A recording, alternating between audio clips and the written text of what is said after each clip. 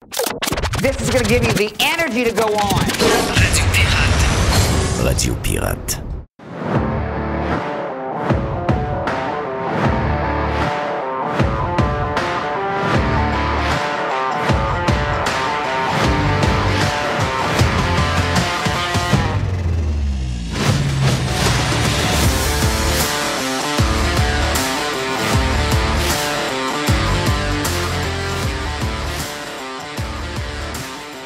Si belle température, continuité de l'été qui est dans ses derniers jours, dans ses derniers retranchements. C'est ça qu'il faut dire, je sais pas. Regarde. On va se trouver un autre mot si celui-là fait pas. Je trouve que tu sors des gros mots dans ce temps-ci. Ouais, ça me fait mal moi-même. Ça me fait mal à ma tête. Ça me fait mal à ma tête. Tiger est en forme, Jerry semble en forme, Mr. White est en forme. Jeff est en forme aussi. Il fait beau, sacrément. Il fait beau, c'est écœurant. Écœurant. Wow. C'est drôle, hein, parce que ce temps-ci, on devrait quasiment être... C'était quelle chanson de Pierre Bertrand? Tout léger, tout l'été, tout léger. Ça a joué, ça. Hein? Ça a-tu joué, ça? C'est épouvantable. Ben, c'est parce que le gars, la toune était poche, mais c'était un gars... Mais c'est une toune d'été. C'est une toune d'été, puis c'était un gars de Beau Dommage. Donc, il était comme obligé de jouer... Il était comme obligé de jouer cette... On n'avait rien. On n'avait pas de musique. On n'avait pas de... Tu sais, la quantité de musique francophone était très, très mince. Puis on était obligé de jouer une grosse quantité de musique, mais on n'avait pas. Donc, on jouait ce qu'il y avait. Hein. On jouait pas ce qu'on voulait. On jouait ce qu'il y avait. Puis c'est ça, donc on devrait être comme un peu ouh, mais il arrive plein d'affaires. Moi, une des choses, il y a deux choses qui me font un peu capoter depuis quelques jours. On reviendra sur l'histoire d'Israël, si c'est Israël, avec le Hezbollah, puis les 3000 personnes qui ont été blessées hier. Mais l'autre affaire, c'est... c'est peut-être mon côté un peu paranoïaque, conspi. J'ai pas un côté anxieux. Je suis pas anxieux. On fera ce qu'on voudra avec une fois que c'est là. Mais je me dis qu'il y a des gens qui sont en train de jouer avec les poignées de leur tombe. Tu sais, je regarde la gauche, je regarde les démocrates, je regarde les médias démocrates. Je lisais ce matin, c'est toi qui me l'as mis, Jerry. Je n'ai pas tendance à le lire parce que je trouve que le gars, il radote. Là. Mais tu m'as envoyé le texte de Régis Labaume. Oui. Régis Labaume qui... Quel texte incroyable. C'est incroyable, ce texte-là. Ça n'a pas de sens. C'est... Lui, quand ça vote pas comme lui pense, les gens qui votent pour quelqu'un qui aime pas, c'est tous des caves. C'est tous des idiots. Là. Le résumé de la chronique, c'est que vous êtes des caves. Vous êtes des caves. Si vous votez Trump, vous êtes des caves. Oui. Donc, il n'y a pas d'autre chose que ça. Mais, tu sais, c'est parce que il y a eu deux fois, on a tenté à la vie d'un personnage politique. Je vais enlever le nom de Trump, OK?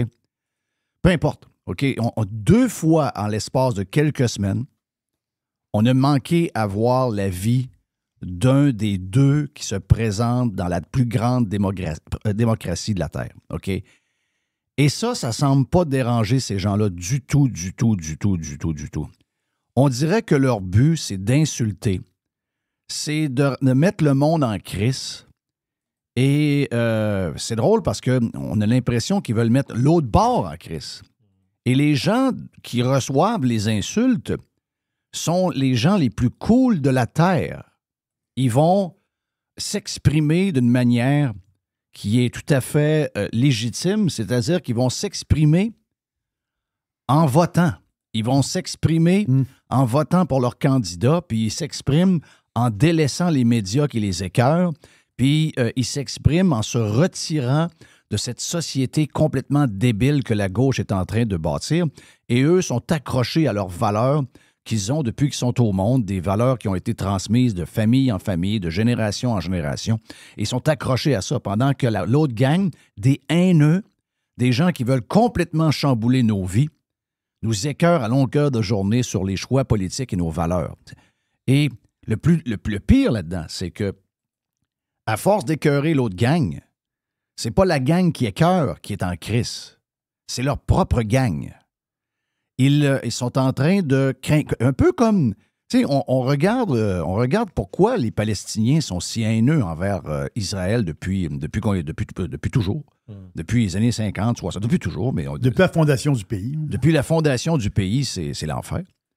Puis tu te dis, OK, c'est parce que on a des gens qui travaillent à rendre ces gens-là radicales. Tu sais, ils veulent les rendre de plus en plus radicales. Et ultimement, il y a une haine viscérale qui est hors contrôle. Et la haine viscérale va jusqu'aux armes, la violence, les attentats et ce genre de patente-là. Et c'est le chemin qu'on est en train de suivre. C'est exactement... Les démocrates et les gens de gauche sont en train de devenir exactement comme les leaders de la Palestine ont fait avec les dernières générations. Bâtir la haine, bâtir la division, choisir entre un bon et un mauvais, identifier le mauvais, le ridiculiser, etc., etc. Et qu'est-ce qui arrive? Bien, il arrive ce qui arrive là. Il arrive ce qui arrive là. Un jeune qui s'en va sur un building avec une rifle, qui s'en va quasiment tuer Trump. Et il y a quelques jours, ben, t'as ce gars-là caché. Qu'est-ce qu'il faisait là? Comment il pouvait savoir que Trump jouait au golf cette journée-là alors que c'était dans aucun agenda public? Comment il pouvait savoir que Trump allait jouer ce terrain-là, cette journée-là? Il s'est caché à partir de minuit pour être sûr de ne pas être vu le jour. Puis il attendait que Trump arrive pour le tirer à travers la haie. Il a fallu que les gars de la sécurité, donc du Secret Service, le trouvent parce que ces gars-là vont faire le tour du trou qui va être le prochain trou de Trump pour s'assurer que tout est beau. Et ils ont vu le AK-47 ou l'arme similaire au AK-47 dépasser la haie. Et c'est là qu'ils ont tiré dans la haie. Et là, on écoute le discours et on se dit, OK, ils vont finir par comprendre que c'est eux qui sont en train de provoquer ça, là. Non. La représentante à la Maison-Blanche continue, les médias continuent, The View continue. Là, maintenant, le slogan, c'est la raison pourquoi Trump se fait tirer dessus, c'est de sa propre faute. Hey, excusez-moi, ces gens-là sont complètement cinglés, là. Complètement cinglés. Je vais prendre l'histoire de...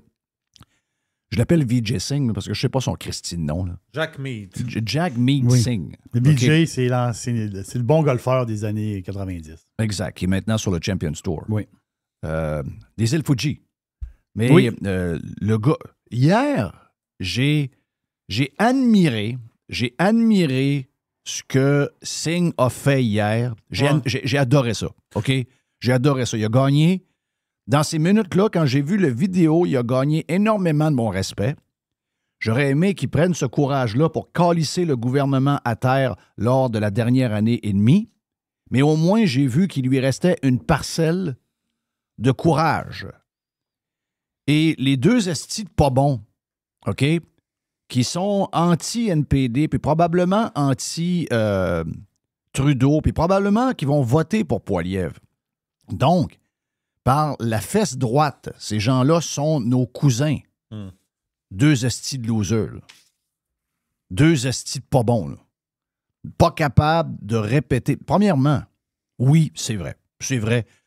Il y a une forme de corruption dans les politiciens d'aujourd'hui. OK? Surtout les politiciens de gauche. Parce que vous avez vu comment le NPD, pour garder au pouvoir les libéraux de Trudeau, ils ont demandé des programmes et des dépenses qui sont astronomiques, mais surtout dangereuses pour la sécurité financière de notre pays. Parce que c'est de l'endettement pur, et c'est ça qui a provoqué l'inflation. C'est l'accumulation d'endettement de nos gouvernements qui a provoqué ça, là. Et de les traiter de corrompus, jusque-là, j'ai pas de problème. Bastard, bon, je veux dire, parfait. Les gens ont le droit de s'exprimer, mais il faut que tu prennes les conséquences de ça. Puis quand la personne se tourne, tu lui dis, tu répètes ce que tu viens de dire quand il y avait le dos tourné. Là. Sinon, tu es un esti de chochoune. Ça fait avancer absolument rien de voir deux hosties de... Ben, ça représente bien l'époque d'aujourd'hui. Les hosties de peureux. Époque de peureux de marde.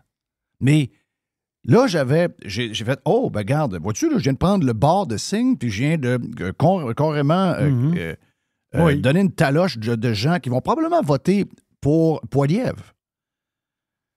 Et là, Singh s'en va sur X, puis il s'en va expliquer son affaire, puis la première chose qu'il fait, c'est accuser Poilievre. Ça n'a pas rapport, là. Ça n'a zéro rapport, l'histoire. Il n'y a pas de lien. Et je vous dirais que le tweet de la femme de Poilievre, qui a été envoyé hier, qui est long, là, puis qui explique toute la patente, elle est 1000% sur la target, là. Elle est carrément dans la bullseye, là. Ce genre de patente... Non, tu t'attaques ces gens. Ces gens-là sont devenus en crise pour une raison. OK? C'est peut-être disgracieux de la manière que ça s'est passé. C'est peut-être deux hosties de momounes, là. Mais il y a des gens qui sont... Il y a des gens qui ont faim. OK? Il y a des gens qui travaillent fort en ce moment. Ils ont des jobs. Et les gens n'arrivent plus. Il y a des gens qui ont provoqué ça. Il y a des élus qui ont provoqué ça. Et ça, tu dois être capable de ramasser la grogne que tu as créée. Poilievre a encore créé aucune grogne. Il n'a pris encore aucune décision. Pour l'instant, Poilievre, il est vierge. C'est un gars de l'opposition. C'est un gars qui nous met des faits devant la face. Puis, that's it. Toi, t'es de connivence. Singh est de connivence avec l'équipe de Trudeau qui vient de complètement briser, je dirais, le cœur de ce pays-là, les valeurs de ce pays-là, avec tout ce qu'il a fait, avec l'endettement, les histoires de COVID, les histoires de camionnage, etc., les comptes de banque saisis. En voulez-vous des histoires? Il y en a à tonnes. Et lui a été complice de ça. Et après ça, les gens se surprennent de voir que ces gens, que les citoyens canadiens, en tout cas des citoyens, sont en calice. Bien, vous avez créé par vous-même ce qui arrive. Mais c'est pas de la faute de Poilievre. On peut dire bien des affaires sur Poilievre. On peut dire qu'il y a des slogans qui répètent. On peut dire bien des affaires sur Poilievre. Mais Poilievre n'a rien créé là-dedans, là.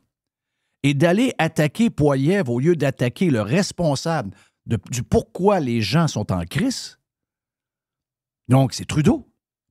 Ben, je suis quasiment en train de vous dire que Singh mérite de se faire crier après. Il ne mérite pas que quand il se vire de bord, que le monde se tourne en disant « c'est pas moi, c'est un gars le plus loin ». Il ne mérite pas ça. Mais il vient de prouver qu'il mérite de se faire crier des bêtises. OK? Donc, ils sont comme ça. Ils sont comme ça. Moi, ça me fait freaker ben raide. La représentante de la Maison-Blanche hier, qui continue à dire que Trump est une menace pour la démocratie. Le gars, c'est une cassette, là, tout le temps. C'est une cassette. Comme ils ont beaucoup de cassettes, entre autres. À chaque fois qu'il y a quelqu'un qui leur pose la question, maintenant, c'est le vice-président qui a répondu la même chose. C'est devenu un running gag. Quand on leur pose la même chose, qu'est-ce que vous allez faire pour diminuer l'inflation puis les prix à l'épicerie le premier jour?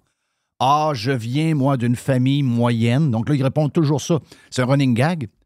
Mais donc, c'est comme un genre de rhétorique, c'est comme un narratif qui répète continuellement. Et là, ben, le narratif qui a quasi coûté la vie de Donald Trump 2 fois est utilisé de connivence par la Maison-Blanche, les politiciens, les médias, puis les shows de chaises comme The View. C'est extrêmement dangereux. Non, mais c'est parce que c'est pas drôle, c'est extrêmement dangereux. Si Trump se fait tirer, qu'est-ce que vous pensez qui va arriver?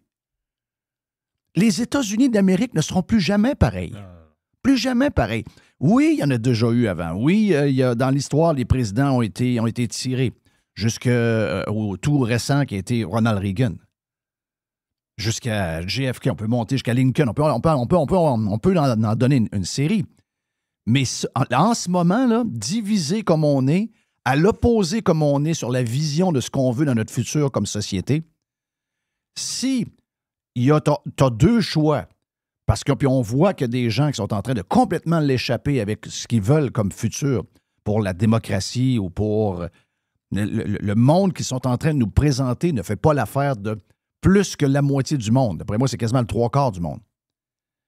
Bien, vous allez voir que ces gens-là, s'il arrive un assassinat de Donald Trump, je vous dis pas qu'il y a 100 millions de personnes qui vont s'en aller dans les rues avec des armes, mais il va en avoir assez pour changer les États-Unis d'Amérique au complet, le Canada et à peu près l'Occident en entier, tous les pays de l'Occident.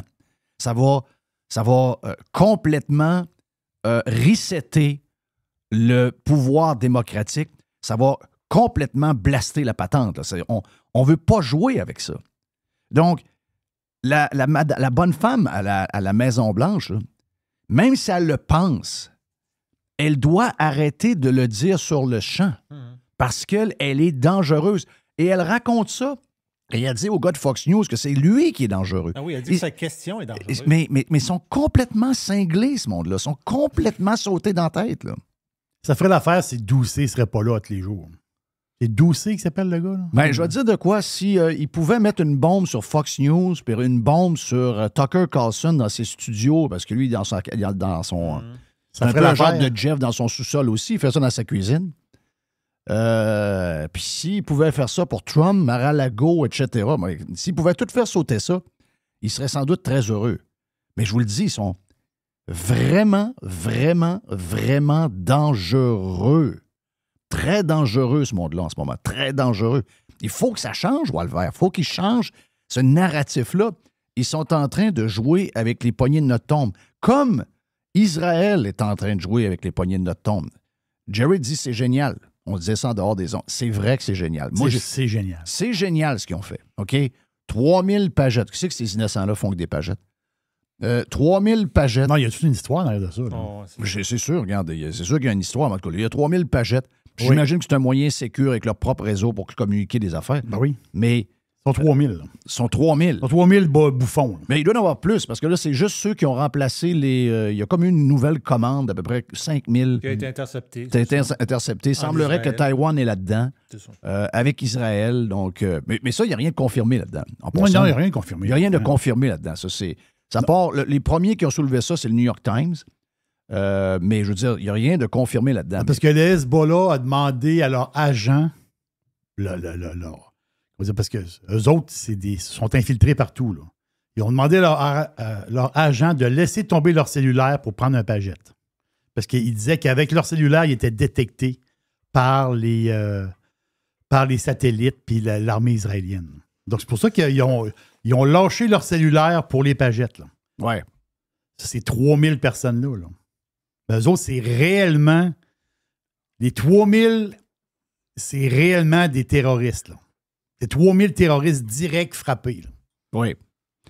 Mais c'est un bon coup. Non, c'est un coup extraordinaire. C'est génial. Ouais. Non, c'est génial. Tu peux pas t'imaginer moi c'est génial. Sauf que ça ne l'est pas pour... c'est zéro génial pour la suite des choses. C'est génial pour le moment. Mais c'est zéro génial pour la suite des choses. C'est un précédent spécial. C'est crissement dangereux. Regarde, on le sait, là, on vit de l'électronique. Vous savez qu'est-ce qui est arrivé le 11 septembre? On était rendu qu'on enlevait nos souliers. Ouais. Donc, vous allez voir que ça va être... Là, ça va partir. Là, ça va partir. Là, vous allez voir, là, ça va déraper. Là. Fondé ou non. Technologiquement possible ou non, c'est pas important. En ce moment, tu ne peux pas passer la machine de la TSA avec un pagette piégé. C'est impossible. Ça n'arrive pas. Là. Ça arrive pas. Est-ce que celui-là a déjà été testé? Je peux pas te le dire. Parce qu'ils l'ont pas eu hier. Là. Ouais. Dans les 3000, il y en a qui ont pris l'avion. Là. Il y a des gens qui ont passé dans des pays, pas le consul, mais l'ambassadeur de... Il a explosé, lui, son pagette? Il a explosé son pagette. Oui, mais la face, c'est que lui, l'ambassadeur, s'il est parti de l'Iran puis est allé au Liban, il a pas... Lui, il passe pas par le système normal des TSA. Mais ce que je veux dire, c'est... Ils ont leur réseau interne. Oui, mais sur 3000... Là. Leur avion privé, là. Parce qu'on comprend, lui, il passe pas les douanes. Là. Moi, je trouve ça excessivement dangereux. Moi, je trouve que c'est... regarde, c'est un... Imagine-toi le contrôle qui... Qu'est-ce qui se passe, finalement, avec tout ce qui... Il y a plusieurs pays douteux qui travaillent dans nos machines, là. Si vous me dites demain matin, nos téléphones, c'est des téléphones faits en Ohio, j'ai pas de doute, là. Ouais. Les pagettes, ils ont été fabriqués, je pense, en Hongrie. Les pagettes. C'est une compagnie asiatique, sauf qu'ils ont été fabriqués en Hongrie, les pagettes. C'est là qu'ils ont été piégés, en Hongrie. Bon. Voilà, c'est ça que je dis, là. Je dis pas que la Hongrie, c'est Non, c'est mais, la Chine, là, mais la Hongrie, dans le sens que, on s'entend-tu qu'en Hongrie, il y a une communauté, il y a un historique. En Hongrie, on m'a dit, eux autres, quand ils ont fabriqué ces pagettes-là, ils savaient, les services secrets israéliens, ils savaient où qui allait acheter ce stock-là. Ils ont piégé, tout simplement. Ils savaient exactement où ce que les pagettes allaient être distribuées. Là. Bon, ben voilà. Ça confirme ce que je dis. C'est que si demain matin, tous nos appareils électroniques sont faits aux États-Unis, au Canada, en France, j'ai pas misère avec ça. Mais nos bébelles électroniques, là, Oui. sont faites dans des pays de marde qui sont nos ennemis. Oui. Ils sont faits en Chine. Donc, l'idée elle est extraordinaire, l'idée, mais à partir d'aujourd'hui, Puis l'idée, ça va se rendre jusqu'où cette idée-là? Tu sais, c'est peut-être un bon moment sur le moment. Moi, on a tous célébré ça hier, c'est tout drôle, mais je veux dire, il y a un côté un peu cave là-dedans parce que, mettons que la personne saute, l'image qu'on voit dans le supermarché, là, la caissière n'a rien à voir là-dedans. Non, je comprends. Ça, Oui. je comprends. Puis il peut y avoir quelqu'un à côté, la madame qui fait son épicerie avec son flot, je veux dire, à un moment donné. Tu sais, il y a un côté très, on a célébré, là. C'est des enfants de chienne. Le Hezbollah / Hamas des enfants de chienne. Le Liban, c'est un des plus beaux pays au monde. C'est un pays dry avec un peuple tout à fait extraordinaire. Pourquoi que le Liban est le Liban comme on connaît aujourd'hui? C'est à cause du Hezbollah et tous les maniaques, les malades mentales. En réalité, ils sont pas mal moins qu'on pense. Mais ils emmènent large. Voilà. Mais hier, ils ont touché les 3000 principaux bouffons Mais c'était quoi du le Hezbollah. but? Le but, c'était-tu des tuer? Non, le but, c'est de l'envoyer un message. OK. Parce que si c'était des tuer, c'est manqué. C'est manqué. Non, tu peux pas. Il y a un pagette, là. C'est pas une grenade, là. Ça veut dire, il y en a qui. Ceux qui ont mangé la claque un peu, c'est ceux qui ont regardé le pagette, là. Mais l'affaire, c'est que c'est tellement incroyable que quand ils ont reçu le message, il y a eu un délai d'à peu près 5 secondes avant que ça saute. C'est ça. Il est là, le message. Parce que quand le pagette sonne, le gars, il l'a pris à taille. Là, tu le sens vibrer, ton pagette. Mais quand tu le prends pour regarder le message, tu te l'approches de la face et c'est là qu'il te saute d'en face. Ben, il y en a qui ne l'ont pas pris non plus, puis ça leur a sauté. Ça a sauté sur le côté. Les chenolles. Les chenolles ont Ils ne pourront pas se reproduire, eux autres. Ouais. OK, voilà pour l'ouverture de Radio Pirate aujourd'hui, en ce mercredi. Jour de boursicotage avec Jerry en plus et de Joe Hamel.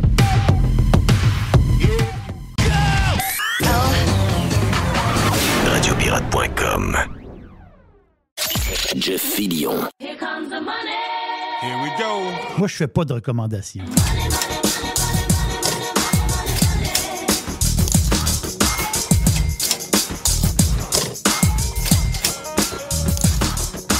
Ben oui, c'est mercredi, ça veut dire que c'est jour de boursicotage avec notre ami Jerry. On commence avec quoi, Jerry? Les pirates qui m'écrivent, les boursicoteurs pirates. Les pirates adorent le boursicotage. Oui, ben oui. Puis des questions comme ça. Il dit, Jerry, qu'est-ce que tu penses de Microsoft? Question assez difficile à répondre quand même, mais je vais répondre en boursicoteux de même. Donc, tu sais, Microsoft, c'est un blue chip. C'est un stock, quasiment, à la limite, c'est un stock défensif. On s'entend dessus. Donc, moi, là, je suis très bullish sur Microsoft. C'est un genre de buy and hold. C'est quelque chose à avoir dans notre portefeuille. On a notre portefeuille de petits traders, mais on a un portefeuille plus sérieux. Moi, je pense que ça prend du Microsoft. T'sais, ils ont annoncé, il y a même pas une semaine, ils ont annoncé un rachat d'actions. Donc, la compagnie va racheter de ses propres actions. Donc, qu'est-ce que ça fait? C'est-à-dire qu'il va y avoir moins d'actions en circulation. Donc, ça donne une valeur, veut pas, à la compagnie, aux actionnaires. On parle d'un rachat d'actions de 60 milliards de dollars. En plus, Microsoft va monter son dividende. Tu sais, je comprends qu'en ce moment, il donne quoi?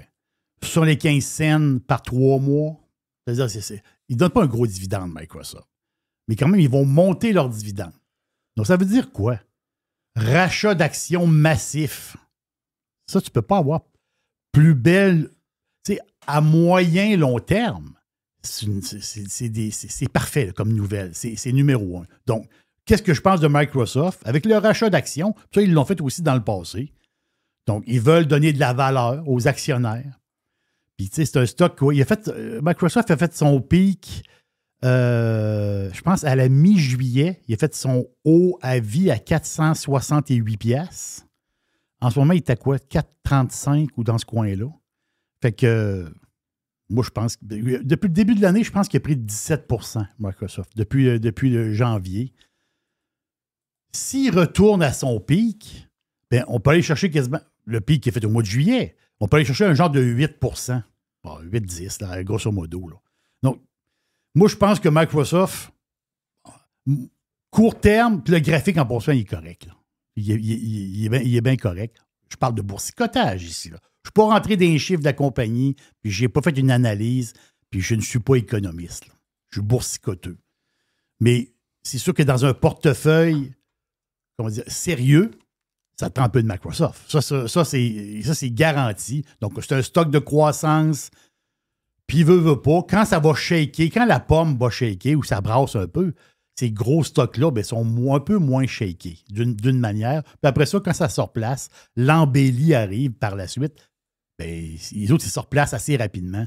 Donc, MSFT, le rachat d'actions, qui est assez spectaculaire quand même. Un autre stock, puis lui, là, pour vrai, là, lui, ça vous le prend dans votre portefeuille. Là.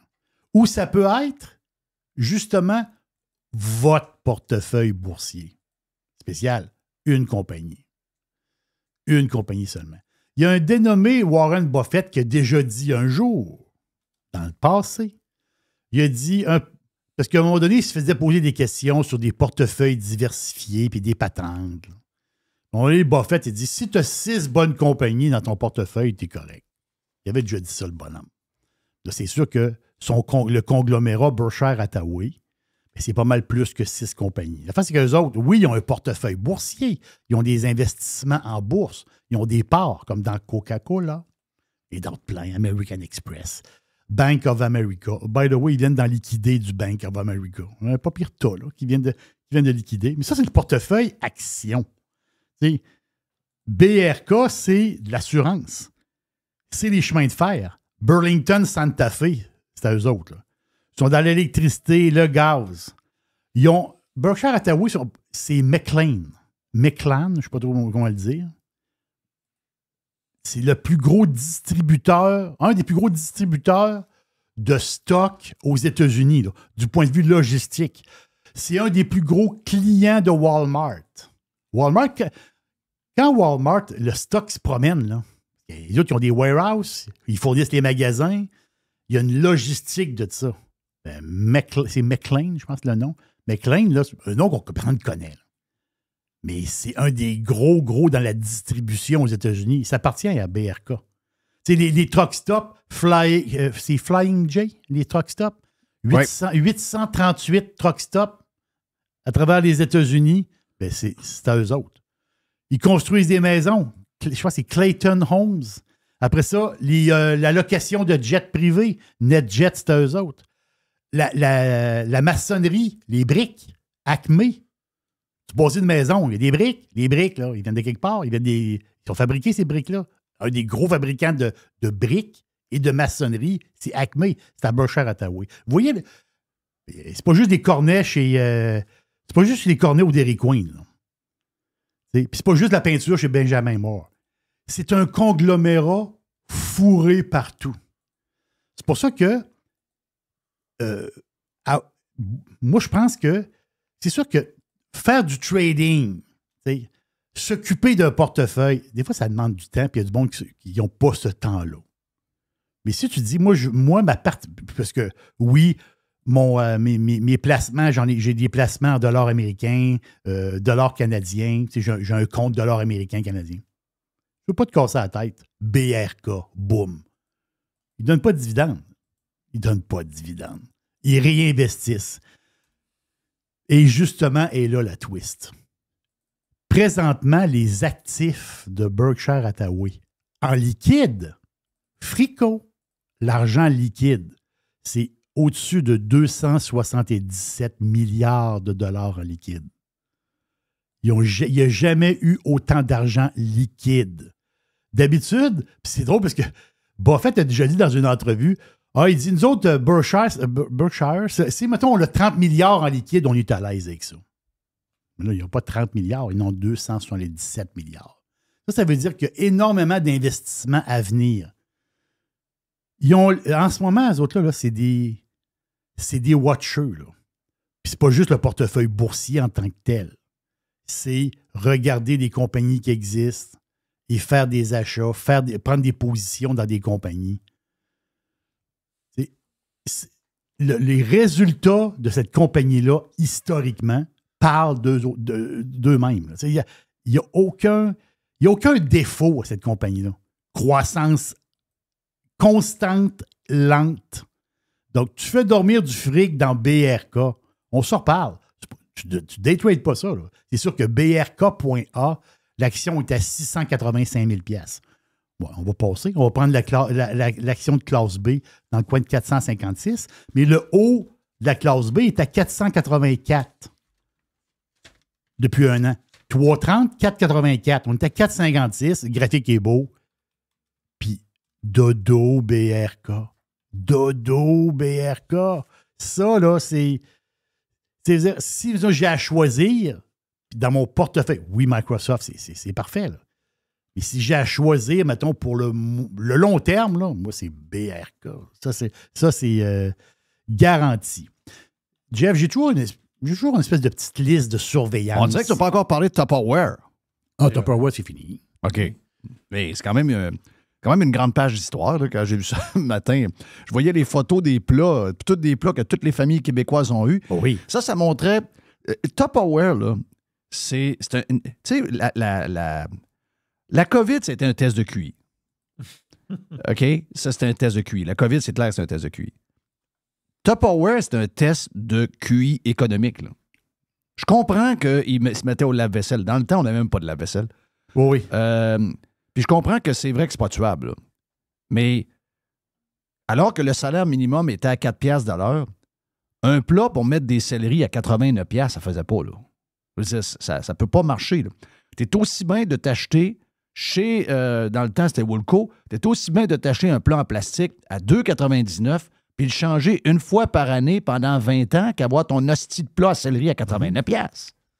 C'était pyramidal, cette affaire-là. Là. Ouais. Le plat coûtait 2 $, puis il passait dans les mains de tellement de monde que tout le monde se ramassait une cote, puis rendu à vous autres dans le salon, c'était un plat à 89 $ qui finalement en valait 2 $. C'est incroyable que ça ait duré aussi longtemps. Quand tu penses à ça. Là. Ça a duré très longtemps. Et c'était une star en bourse, Tupperware. Dans le temps, c'était une vedette. Là. Ah ouais. Ah oui. Longtemps. Ils sont cotés en bourse depuis, je pense, le début des années 90. Là. Puis là, ça vient de se terminer là. Mais tu sais, il y a eu beaucoup de up and down dans toutes ces années-là. Là. Énormément. Même à un moment donné, ça avait droppé. C'était épouvantable. Mais il avait réussi à remonter à patente parce qu'il s'était beaucoup incrusté en Amérique du Sud.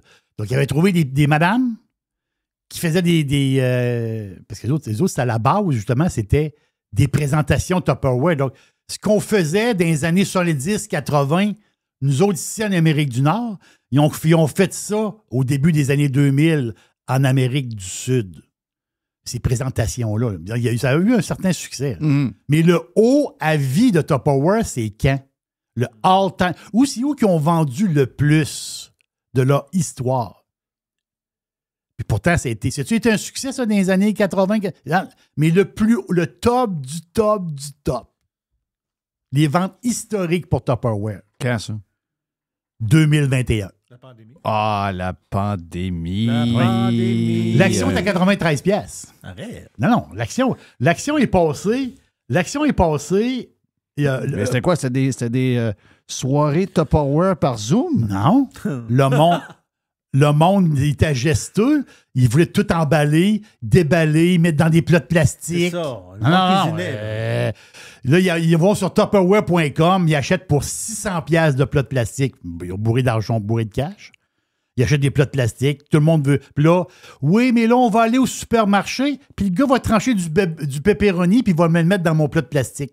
Ben oui, ça a fait ça, là. Moi, j'ai vu une pancarte chez Métro, à côté de chez nous, puis il disait « Amenez vos plats, on va vous les remplir. Ah oui. » Aujourd'hui, tu arrives avec ton plat, puis le gars, il dit des crises, là. Ça a changé. Là. Non, la COVID, c'était des affaires très, très louches dans la COVID. Des réactions comme sauté. Là. Le gros test. Le gros test. Donc, Tupperware, c'est la fin. C'est sûr que ça va être repris. Ça, c'est garanti que ça va être repris. Là, dans ces patentes-là. Il y a quelqu'un qui va acheter. Mais pourquoi pas? Il y a un bonhomme qui boit du coke puis il a bien d'argent. Il peut ramasser ça pour une bouchée de pain. Il a bien ramassé Fruit of the Loom, les bobettes. Là. Il est en train de mourir. Il a ramassé ça. Là.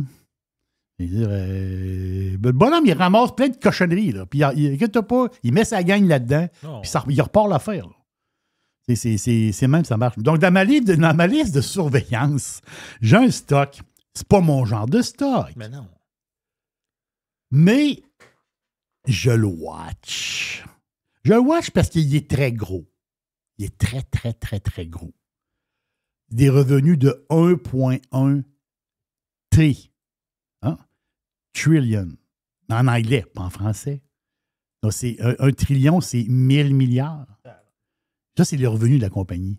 Il dégage un profit net de 31 milliards de dollars. Quand même pas mal de profit. Oui, il y a beaucoup d'actions en circulation, à peu près 2,5 milliards. La compagnie, c'est JD.com. JD sur le Nasdaq. JD pour Jingdang. China. Le nom de la compagnie, c'est Jingdang. Mais ça se dit mal, on va dire JD. C'est le nom qui est listé ici. C'est la société chinoise de commerce électronique numéro 2. Donc, c'est comme Amazon, mais le deuxième en Chine. C'est les deuxièmes. Mais ils sont boudés par les investisseurs depuis 3 ans. Oui, il y a un ralentissement en Chine, dans le retail puis les bébelles. Il y a un petit ralentissement en Chine. Vous entendez là en ce moment? Mais c'est un stock qui est boudé. Parce que, oui, il y a beaucoup de stocks chinois qui sont boudés. Mais lui, il est boudé depuis 3 ans. Lui, c'était le méga star. Tu sais, le stock est passé de 100$ à 20$. Là. Un peu, là. 100$ à 20$ en peu de temps. Il y a eu un soubresaut dans le coin de 35. Là, il vaut quoi? 25-26, grosso modo. Mais il est sur ma liste de surveillance depuis quelque temps. Je vais vous dire pourquoi. Donc, boursicote, là. C'est pur boursicotage.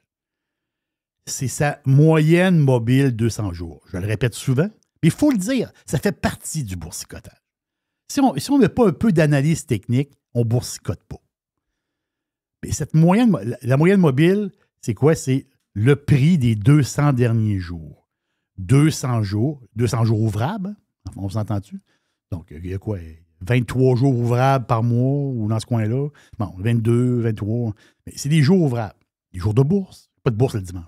Donc, l'affaire, c'est que ça représente à peu près 9 mois, grosso modo.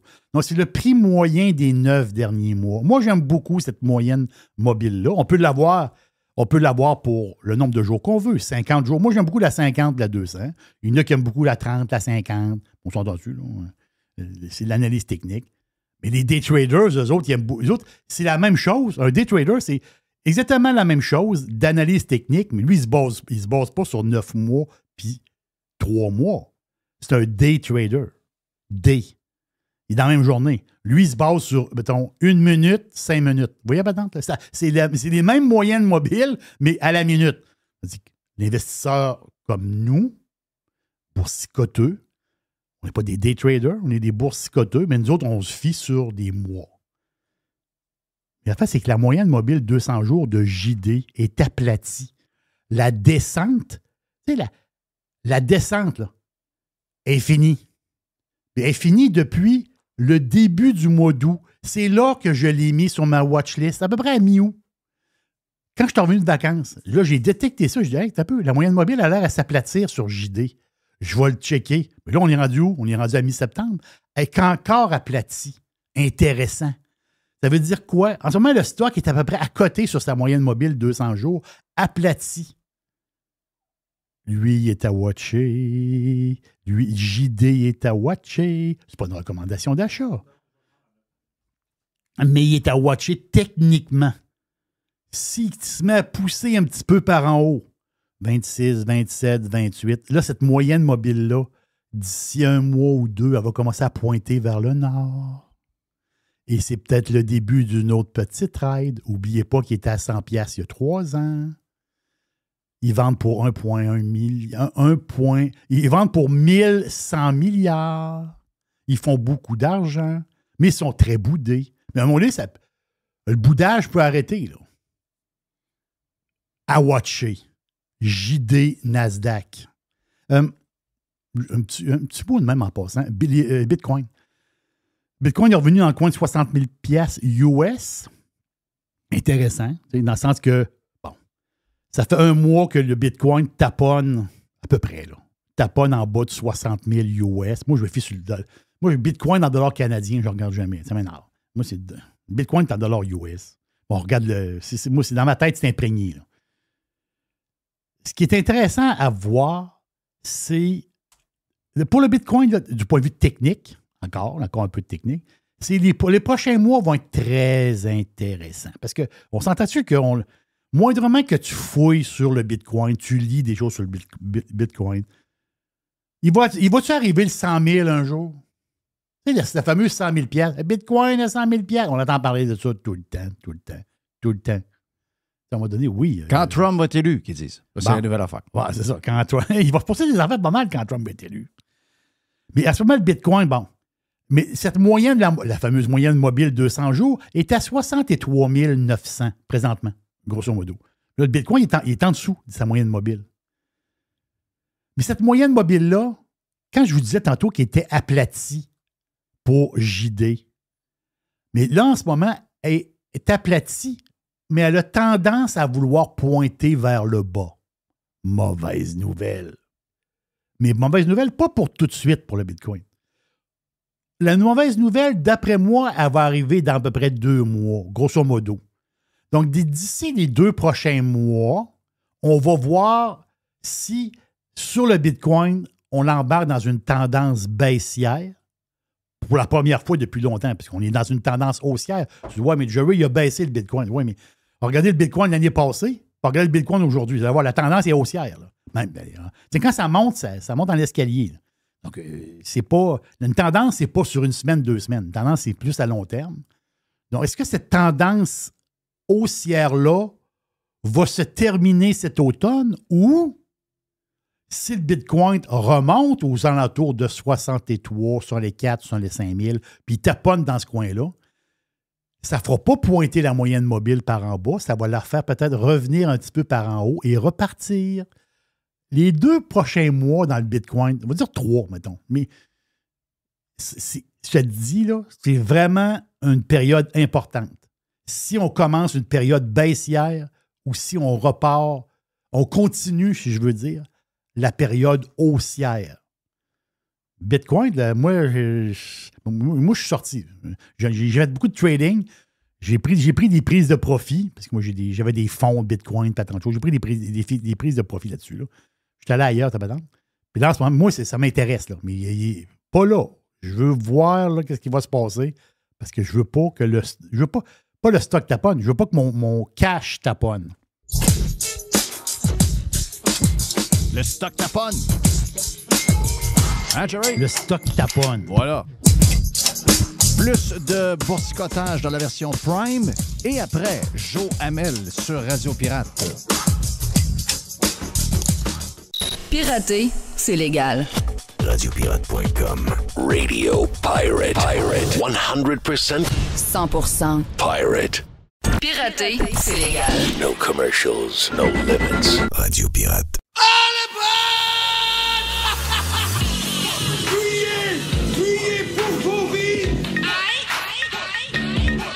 Bitcoin.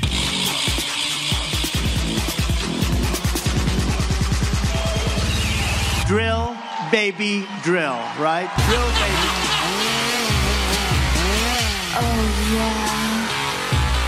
As-tu l'impression, Joe, que Chris, qui s'en passe des affaires, on se parle à 3 semaines, mais on a l'impression que c'est passé quasiment 1 mois à chaque fois. C'est débile, le nombre de patentes. Calif! Ben oui, à chaque fois, je revise mes sujets. Puis je dis, ouais, on n'a pas déjà parlé de ça. Fait que effectivement, c'est assez chargé. Il faudrait faire un spécial d'1 heure à chaque fois. C'est l'enfer, c'est capoté. Mais t'es où, là? Là, je suis à Fairfield, Connecticut. Je fais un talk ce soir à la John Welsh Business School de la Sacred Heart University, une université privée ici au Connecticut. C'était à peu près 15 minutes de Yale, New Haven. Là. Oui. Donc, université apparemment assez à droite. Là, donc, je vais avoir assez de bonne latitude pour parler ce soir.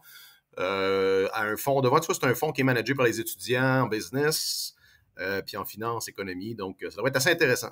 Wow, ça, c'est le fun, ça. Est-ce que tu es descendu en auto ou tu es allé en avion? En auto, c'est pas super loin. Ça se fait bien par la 87. Puis à un moment donné, tu shifts dans le Massachusetts. Puis après ça, tu coupes un petit peu au travers des terres. À peu près 4h30, là, 5h. OK. Une petite ride d'américaine, juste. Écoute, ben, cette semaine, l'histoire qui est arrivée avec Trump, as-tu remarqué que le ton ne change pas? C'est-à-dire qu'on est sur le bord d'avoir... Moi, je pense que si jamais... Mettons que Trump est tué encore, dans l'histoire de cette semaine, il arrive de quoi? Moi, c'est sûr que le pays, il arrive des affaires pas le fun. On comprend qu'il y a déjà eu un président qui a été tué, puis une couple qui ont été tués, une couple qui ont été aussi qu'on a essayé. C'est pas un président en ce moment, mais c'est un candidat qui a déjà été président. C'est pas quelque chose qui arrive souvent. Le ton ne change pas. Le ton de la gauche est toujours le même. Je ne sais pas si tu as pris hier la discussion entre le gars de Fox News et la porte-parole de la Maison-Blanche sur les termes qu'ils utilisent pour craquer leur base, c'est-à-dire de toujours utiliser le terme qu'il est une menace. Une menace. J'ai entendu aussi hier une intervention de Hillary Clinton qui est toujours encore au bout de sa corde, mais ils ne réalisent pas du tout, et c'est la même chose qu'on pourrait dire ici aussi, au Canada et au Québec, puis même ailleurs. Les gens de gauche d'aujourd'hui n'ont aucune idée de ce qu'ils font en ce moment. Les autres, ils ont l'impression que Trump est coupable et responsable de ce qui lui arrive de par le discours qu'il a, puis c'est lui qui attire ce genre de coucou-là à vouloir l'assassiner. Et eux n'ont rien à voir là-dedans. Et ils continuent avec la rhétorique, le narratif. Il est une menace pour la démocratie, c'est un Hitler, c'est un gars dangereux, etc., etc. Je vois le vert. Ils sont imprudents, pas à peu près, là, parce qu'au-delà de la partisanerie politique, il peut y avoir un drame à partir de là. Ben oui, c'est effectivement, puis c'est drôle parce que c'est tout ce que la gauche prétend que la droite fait. Là. Il y a toujours une espèce de... C'est les espèces de conspis, les Blue Anon, les conspis démocrates / progressistes maintenant. Là. Donc, ils disent même que c'est même pas des vraies tentatives d'assassinat. Ils pensent que c'est stagé par Trump. C'est quand même incroyable. Là. La gang qui traitait tout le monde de complotiste il y a quelques mois, qu'ils le font encore d'ailleurs. Mais tu as raison, en fait, c'est ça, c'est cette... Ils renchérissent complètement tout le temps sur ce narratif-là que Trump serait un genre d'Hitler. Je n'arrive toujours pas à comprendre comment, ils répondent jamais à cette question-là, comment Trump, d'ailleurs, c'est un ex-président qui a été battu, que il y a eu des claims, il affirme on n'a pas été battu, tout ça, mais il est quand même step down, il se représente, il a été nominé par le Parti républicain, il défend d'ailleurs dans ses positions, notamment sur l'avortement, sa position, c'est un des présidents les plus... constitutionnellement correct. Si tu veux, Trump a été très, très constitutionnel dans sa présidence, très peu de décrets, contrairement, mettons, à Obama puis à Biden. Dans sa défense, comme je te dis, de l'abrogation de Roe v. Wade, il se replie sur la position traditionnellement constitutionnelle américaine. Donc, un dictateur ou un pseudo-dictateur ne ferait pas ça, voudrait déchirer la Constitution. C'est la gauche, c'est les démocrates qui veulent déchirer la Constitution puis qui veulent stacker la Cour suprême. Et tu as totalement raison, ça fait monter la tension, puis tu as des gens qui sont dérangés. Rappelle-toi, il y avait l'espèce de folle ici au Québec qui avait envoyé du poison par la poste. Il y a l'espèce de dérangé là, cette semaine où tu as vu aussi quel genre de gars que c'est un gars qui s'est ramassé en Ukraine puis qui voulait aller sur le front, puis on dit non, tout est trop cinglé, on t'envoie pas là. Fait que c'est le même genre de crétin là, qui nous attaque sur Twitter avec des petits drapeaux de l'Ukraine, là. Les gens au bout de leur chaîne là, lui, il y avait tous les drapeaux, lui. Il y avait tous les drapeaux. Il y avait l'Ukraine, il y avait la Palestine, il y avait le LGBTQ, puis il y avait le trans flag. Ils les avaient toutes. Puis, c'est ça. C'est des gens qui... C'est exactement. C'est des gens qu'on voit, la gang de débiles qu'on voit sur les réseaux sociaux sont capables d'aller jusque-là. Puis, sais-tu quoi? Il était comme le porte-étendard de la gauche à un moment donné. Il y a des reportages sur lui dans le Newsweek avec des vidéos sur lui. Il le trouvait extraordinaire. Même chose dans le New York Times. Le New York Times, qui est au bout de sa corde aussi, c'est un des médias, un média important qui pose la question, est-ce que la Constitution américaine n'est pas dangereuse, finalement, pour les États-Unis d'Amérique? On a quand même pu lire ça il n'y a pas longtemps. Hey, un de nos sujets préférés, Joe, l'inflation. Moi, je trouve que là je ne sais pas, là, mais il y a une crosse quelque part. On nous dit que l'inflation au Canada serait à 2 %. On dit qu'au Québec, elle serait à 1,5 %. Habituellement, le Québec a toujours été plus élevé que le Canada. Là, il y a un genre de... C'est beaucoup relié à l'essence, il faut se le dire. Puis ça, l'essence, on sait que c'est probablement passager. Mais même 2 % sans l'essence. J'ai de la misère à croire parce que, tu sais, ce matin, Communauto, c'est pas une grosse affaire, là, mais quand même, ça montre l'état de l'inflation réelle. Communauto, pour une deuxième fois, la première fois de son histoire, monte ses tarifs aux alentours de 6 à 10 % ou à peu près. Donc, eux autres sont pincés par l'achat des véhicules, par les services, etc. Tout coûte plus cher. Les réparations. Les réparations coûtent plus cher. Les assurances coûtent plus cher. Les juges, on vient d'apprendre que les juges, je pense que c'est les juges et le pourcentage, les juges, on va avoir une entente avec une augmentation de salaire de 16 à 34 %. Les pilotes d'avion d'Air Canada, 42 %. Je veux dire, comment ça peut... Comment l'inflation peut, par un genre de coup de baguette magique, se ramasser à 2 %? Explique-moi ça, là. Ben, ça, c'est ça. D'ailleurs, j'ai fait un petit rant sur TikTok hier là-dessus, puis j'en ai fait un tweet, là, je pense que vous l'avez vu. C'est dans le fond, c'est un peu la base de ma prémisse. T'sais, on dit, là, vous nous dites que, en fait, on remarque, c'est à peu près tous les corps de métier. Puis je comprends que là-dedans, je vise pas personnellement les pilotes d'Air Canada. Il y a une couple qui m'ont écrit, je sais qu'il y a une histoire de rattrapage là-dedans, c'est pas ça le point. Le point, c'est, je conteste pas ça, l'augmentation, c'est que quand tu regardes l'impact que ça a, tous ces corps de métiers-là, on parle de pilotes d'avion, il y a plein d'autres corps de métiers qui ont reçu des augmentations similaires. Puis on parle de la construction, ça devrait être, je pense, cet été aussi, qui demande quand même des augmentations substantielles. Donc, 30%. Quand tu ajoutes tout ça, il y a quand même un poids inflationniste important, surtout que ces augmentations-là sont de multiples fois plus élevées au cours des, mettons, 4 prochaines années que la croissance économique anticipée. Là. Puis rappelle-toi, les banques centrales, c'était surréaliste, les banques centrales demandaient aux entreprises d'arrêter d'augmenter les salaires parce que ça défaisait un peu l'impact, si tu veux, de l'augmentation des taux d'intérêt. Même chose, rappelle-toi, il disait à Trudeau d'arrêter de dépenser. Ça, c'était quand même un gaslighting intéressant des journalistes quand il disait que Poilievre disait n'importe quoi, c'était un fou Poilievre, puis il agitait les braises, puis en économie, il ne savait pas ce qu'il disait, mais il disait exactement que l'inflation était causée majoritairement par les déficits de Trudeau, puis quand la Banque du Canada le dit, ben finalement, on ne se rappelait pas que Poilievre, on n'a jamais donné raison, si tu veux, à Poilievre là-dessus. Fait que quand tu ajoutes toutes ces choses-là, puis ajoute à ça aussi, Jeff, on va le voir après-midi avec la Fed, la Banque du Canada va suivre, on va rentrer probablement dans un cycle de baisse de taux d'intérêt. Donc, si tu veux, le capital va coûter moins cher. Donc, c'est un peu une tempête parfaite pour une resurgence de l'inflation d'ici la fin de l'année, début, parce que le cycle de baisse de taux d'intérêt, devrait se poursuivre facilement jusqu'au Q1, peut-être même Q2. Donc, tu sais, je lis actuellement des scénarios qui sont improbables pour le moment, mais rappelle-toi comment aucune baisse de taux en 2024 était improbable. Puis finalement, ça a été ça. On planifiait 6-7 baisses de taux. On va en avoir une ou deux. Donc, c'est pas impossible, à mon avis, qu'on revienne, que les banques centrales doivent faire marche arrière et commencent à peut-être même remonter les taux avant la fin de l'année 2025 parce que on voit que tout ça, il y a un poids politique qui est quand même très évident là, sur les décisions des banques centrales. Là. En tout cas, moi, c'est ce que je sens. Là. Je sens que il y a des gestes politiques derrière ça. Parce que là, d'abord, aux États-Unis, écoutez, il y a 3 semaines, on ne parlait pas de ça. Là, il y a on fait des sondages auprès des gens qui sont à New York, puis tout ça, puis on leur demande, qu'est-ce que vous attendez de la Fed? Et là, il y a presque 50 % de ces gens-là qui s'attendent à ce que ce soit plus que 0,25. Donc, 1,50. My God. Et là, au Canada, il y a une pression pour un genre de 0,75 d'une shot. C'est complètement crazy. Puis, regarde, on va écouter à qui ça sert, ce qui se passe en ce moment. Mr. Speaker, I'm so happy to have the opportunity to answer a question that has to do with the Canadian economy because it gives me the opportunity to celebrate some good news that we got this morning. Inflation was 2%. Yes, Mr. Speaker, I'm sure people who are waiting on waiting lists for food banks or lineups for food banks or who are living in Canada. Donc, ce que je veux vous montrer, c'est que la version française, parce que quand Freeland parle en français, on ne comprend rien.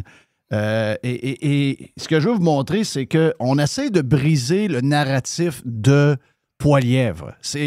En tout cas, je ne veux pas commencer à imaginer des affaires, je ne veux pas commencer à virer fou là-dessus. Là. Mais je trouve que le timing, puis que les chiffres qui sortent, moi, ça me laisse très perplexe. Je ne sens pas ça. Je parle avec un paquet de monde dans le milieu des affaires. Quand ils font faire des prix sur un paquet de choses, là, tout le monde s'arrache les cheveux de sa tête. On n'a pas ça. C'est pas ce qu'on sent. C'est pas ce que les gens vivent en ce moment. J'étais content de voir dans un reportage hier à Radio-Canada que c'est exactement ce que les gens répondaient aux journalistes de Radio-Canada. Même ils ont dû essayer d'en trouver qui ne disaient pas ça. Mais c'est carrément ce que les gens disaient. Ce n'est pas ce qu'on sent. C'est pas du tout ce qu'on vit. Et quand on voit ça, si on est un peu complotiste, on peut penser qu'il y a pas mal de politique derrière ça. Puis ça, c'est écœurant un peu de penser ça. Là, mais c'est un peu, je pense, le pari d'étirer la sauce là, pour Trudeau, là, d'espérer justement que les taux d'intérêt baissent. Mais en même temps, quand les taux d'intérêt baissent, c'est pas un bon signe. Là. D'ailleurs, moi, je pense que tu regardes aux États-Unis, le S&P 500 fait presque 20% sur l'année. L'emploi est relativement fort. Il y a les chiffres sont... L'économie est comme sur un train, je te dirais, qui se poursuit. Il n'y a rien qui est... c'est parce que la baisse de taux qu'ils veulent faire là, elle est vraiment en anticipation d'un ralentissement. Là. C'est ça que... Oui. C'est drôle parce que, d'ailleurs, Stanley Druckenmiller a dit cette semaine, j'ai des plus grands investisseurs, c'était lui qui était le fund manager pour Soros à l'époque, c'est un milliardaire. Il disait, c'est drôle comment ils ont été en retard pour les monter quand l'inflation était élevée. Puis là, mais comment ils veulent être en avance? C'est ça. Il faut être en avance pour les baisser pour pas que, justement, ça ait trop un impact de ralentissement, si tu veux, sur l'économie. Donc, une espèce de contradiction quand même assez majeure. Moi, j'ai hâte de voir. Moi, je pense que ça va être 0,25. Je pense que le marché va être surpris, d'ailleurs. Puis je pense que je continue de penser... Jay Powell m'a surpris quand même jusqu'à date. Là. Il a quand même été plus hawkish que je pensais. Ils ont été en retard, je les excuse pas. Là. Ils ont été en retard de quelques meetings. Mais je pense que la Fed va décevoir les investisseurs qui s'attendent à des baisses massives d'ici le début 2025, parce que précisément, je pense qu'ils ont peur que ça revienne, puis ça va être pire de faire marche arrière par la suite que d'être plus prudent maintenant. Est-ce que... restons sur la politique canadienne. T'as-tu vu le vidéo de Singh qui répond... Le gars, il a le calotte des Maple Leafs. Là. Donc, c'est sûr que quand l'autre va se revirer, il va faire comme les Maple Leafs des playoffs. Là. Il va faire dans ses shorts. Mais... j'ai aimé la réponse de Singh. J'aurais aimé ça qu'il ait ce courage-là pendant sa carrière politique, surtout dans les 2 dernières années, à se dresser devant Trudeau qui nous amenait juste des niaiseries puis qu'on aurait pu le challenger puis probablement le sortir. Mais en tout cas, il nous a montré une once de courage. Il s'est tourné de bord, les deux peureux, eux autres qui, malheureusement, peut-être représentent des électeurs de Poilievre, ont fait dans le short. Mais j'ai trouvé bizarre son tweet par après où il accusait Poilievre de tous les mots qu'il y avait. J'ai trouvé ça... Je ne sais pas si tu as suivi cette histoire-là, parce que vu que tu étais peut-être... J'ai vu le message de la conjointe de Pierre Poilievre. C'est ça. Ben, la conclusion, c'est pas mal ça. Là. Ben, c'est ça. C'est dans le fond, c'est que la gauche fait toujours ça. Là. C'est une discorde et c'est un environnement toxique que vous avez créé. Non. C'est pas ça. C'est les gens réagissent aux conséquences des politiques débiles que vous avez déployées pendant des années. Les gens sont beaucoup plus pauvres qu'avant. Tous les facteurs, regarde à Montréal, les crimes violents sont en augmentation de 50%. Tous les indicateurs, tous les métriques économiques et sociales sont down the drain au Canada. La dette a doublé en presque depuis que Trudeau est là, la dette a doublé. La moitié de cette augmentation-là a été faite en 2 ans. Écoute, puis c'est la faute à Poilievre comment? Parce que lui, Eux autres, parce que leur narratif, c'est « Ah, mais vous soulevez la grogne et vous utilisez ça pour être élu. » Ben, exactement. C'est exactement ce qu'il faut faire. C'est exactement ce qu'il faut faire parce qu'il y en a de la grogne par rapport à vos politiques débiles. Puis effectivement, que la nouvelle droite dont Poilievre représente, je pense quand même bien, va l'utiliser pour vous la mettre d'en face, incluant les autres membres du régime, ce qui comprend les médias, les corporatistes, etc., etc. Donc, non, au contraire. Puis est-ce qu'il y a des colons là-dedans qui vont crier après Trudeau dans la rue? Ben ouais, so be it. Je te dise. Mais qui crie après, c'est correct. Mais si jamais Trudeau se retourne de bord, continue à crier. OK? Vous avez le droit de crier. Vous avez ils ont fait assez de mal pour que vous soyez capable de leur regarder dans les yeux puis de répéter ce que vous venez de leur crier après, sans problème. Vous pouvez le faire. Vous avez le droit de le faire et vous pouvez le faire. Puis vous savez quoi? Vous êtes en droit, pas à peu près, parce que c'est exactement ce que vous vivez. C'est le seul bout, c'est que les gars, ils n'ont pas été capables de backer alors qu'il y avait... Il avait raison, il y a une forme de corruption, il l'a traité de corrompu, il y a une forme de corruption là-dedans parce qu'ils ont fait dépenser les gouvernements des hosties de programmes de sauté qu'on n'avait pas besoin juste pour tenir ce gouvernement-là. C'est une forme de corruption. C'est pas la corruption dans la définition traditionnelle, mais c'en est il a manqué de courage, Singh. Là, il en a repris, puis c'est intéressant. Regarde, si on voit son saut sur le sujet des partiels. Là, je n'ai pas trop suivi. C'est vraiment plus celle-là de la salle Aymar-Verdun qui nous intéresse. Tu vois, Bloc québécois, mais écoute, je te dis, là, regarde, le Bloc, 8800 votes, libéral, 8600, puis NPD, 8200. Fait que, c'est 28, 27,2 puis 26,1. Là. C'est à gauche en sacrement, hein? Mais c'est à gauche en sacrement à Verdun, la salle. C'est effectivement pas mal à gauche. Écoute, 11% pour le Parti conservateur, ce qui n'est pas mauvais. Tu vois, la dernière fois, il avait fait 7. Fait que, il y a une augmentation du Parti conservateur, mais la déchéance, Jeff, c'est... Les libéraux faisaient 42% avant, là. Donc ils ont quand même perdu pas mal d'appui. Tu vois, c'était combien de votes? C'était... Ouais, tu vois, ils ont quasiment perdu quasiment 2200 votes. Là. OK, c'était...